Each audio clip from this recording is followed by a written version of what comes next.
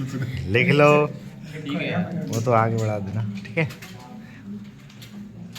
भारतीय इतिहास में सुभाष चंद्र बोस एक महान व्यक्ति एवं बहादुर स्वतंत्रता सेनानी के रूप में विख्यात हैं।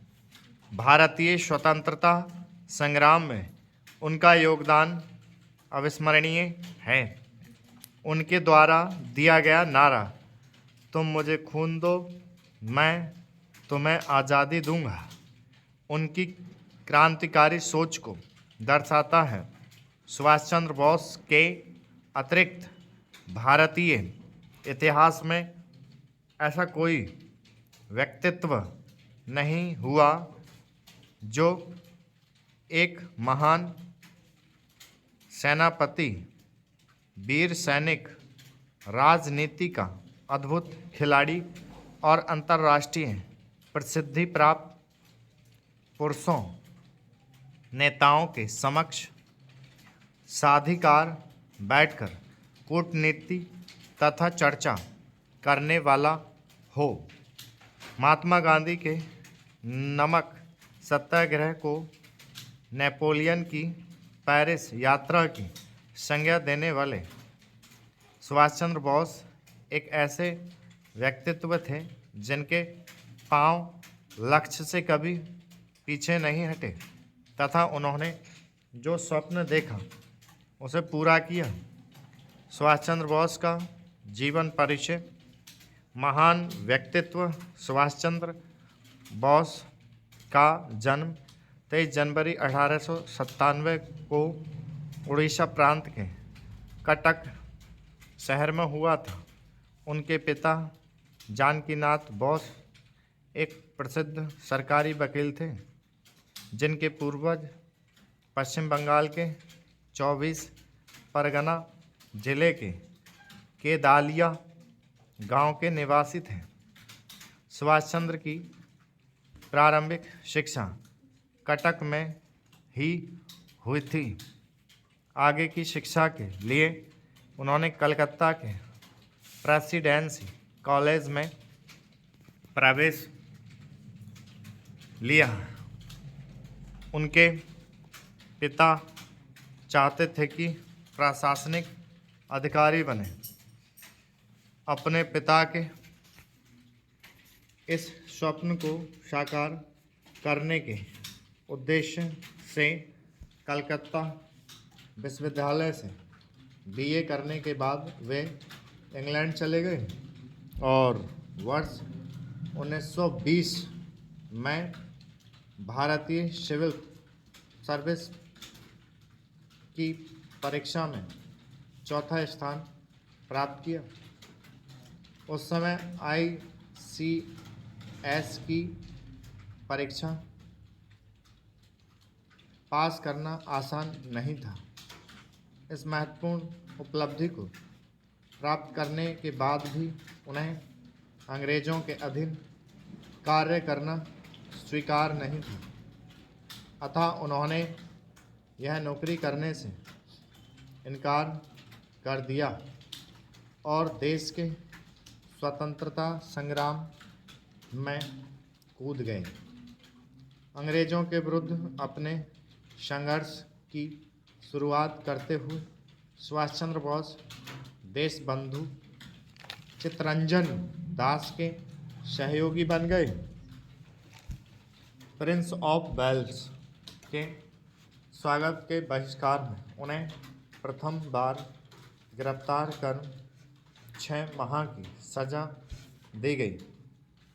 वर्ष 1924 में जब देशबंधु कलकत्ता के मेयर बने तब सुभाष चंद्र को उन्होंने चीफ एग्जीक्यूटिव ऑफिसर बनाया।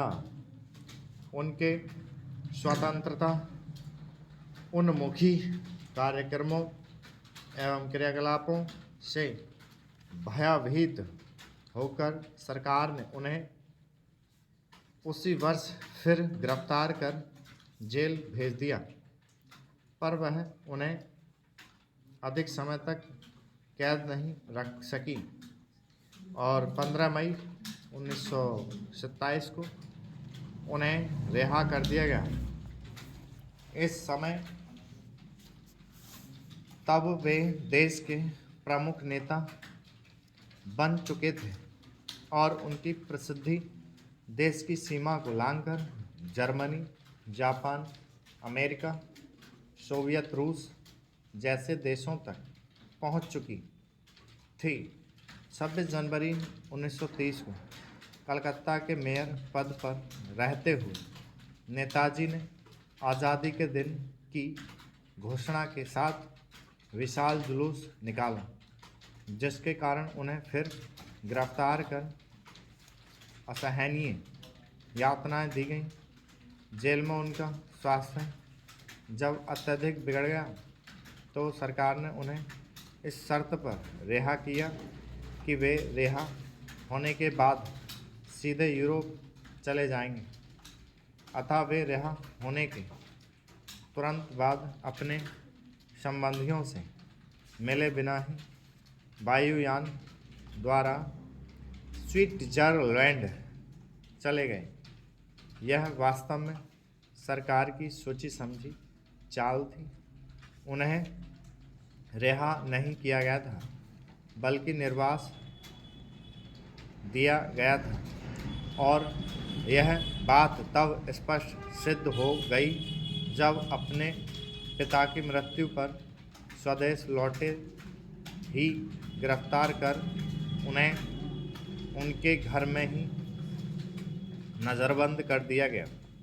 लगभग 1 माह तक वे इसी तरह नज़रबंद रहे। इस दौरान उन्हें किसी राजनीतिक चर्चा में भाग नहीं लेने दिया गया, अतः वे पुनः यूरोप लौट गए। विदेश में रहते हुए देश की सेवा करना बहुत कठिन था और ब्रिटिश सरकार ने उनसे स्पष्ट कह दिया था कि भारत में वे केवल जेलों में ही रह सकते हैं। फिर भी वे स्वदेश लौटे। इसका परिणाम यह हुआ कि उन्हें पुनः गिरफ्तार कर लिया गया। उनकी गिरफ्तारी से देश भर में क्रांति की लहर फैल गई, पर सरकार टस से मस नहीं हुई। इसी बीच उनके बिगड़ते हुए स्वास्थ्य को देखते हुए उन्हें पहले की तरह पुनः रिहा कर दिया गया। सुभाष चंद्र बोस का योगदान। सुभाष चंद्र बोस अपने राजनीतिक जीवन में भारतीय राष्ट्रीय कांग्रेस से जुड़े थे। वर्ष 1938 में कांग्रेस के हरिपुरा अधिवेशन में वे गांधी जी द्वारा नामजद उम्मीदवार पट्टाभी सीतारामैया के विरुद्ध अध्यक्ष पद का चुनाव जीतने में सफल रहे। पट्टाभी सीतारामैया की पराजय को गांधी जी ने अपनी पराजय बताया। सुभाष चंद्र बोस गांधी जी का बहुत सम्मान करते थे, अतः दक्षिणपंथी कांग्रेसियों के असहयोग को देखते हुए उन्होंने कांग्रेस से त्यागपत्र दे दिया और फॉरवर्ड ब्लॉक नामक नई पार्टी की स्थापना की। बंगाल में उठ रही क्रांति को देखते हुए उन्हें वर्ष 1941 में फिर गिरफ्तार कर लिया गया और उनके घर पर उन्हें नज़रबंद करते हुए उन पर कड़ा पहरा लगा दिया गया। फिर भी वे यहाँ से वेश बदलकर भागने में सफल हुए। यहाँ से भागकर वे काबुल होते हुए जर्मनी पहुँचे। उस समय जर्मनी की शासक तानाशाह हिटलर था। उसने उनका यथेष्ट सम्मान किया और दक्षिण पूर्वी एशिया जाने की उनकी योजना को समर्थन व सहयोग भी दिया। जून 1943 में सुभाष चंद्र जापान चले गए। वहाँ से फिर वे स्टॉप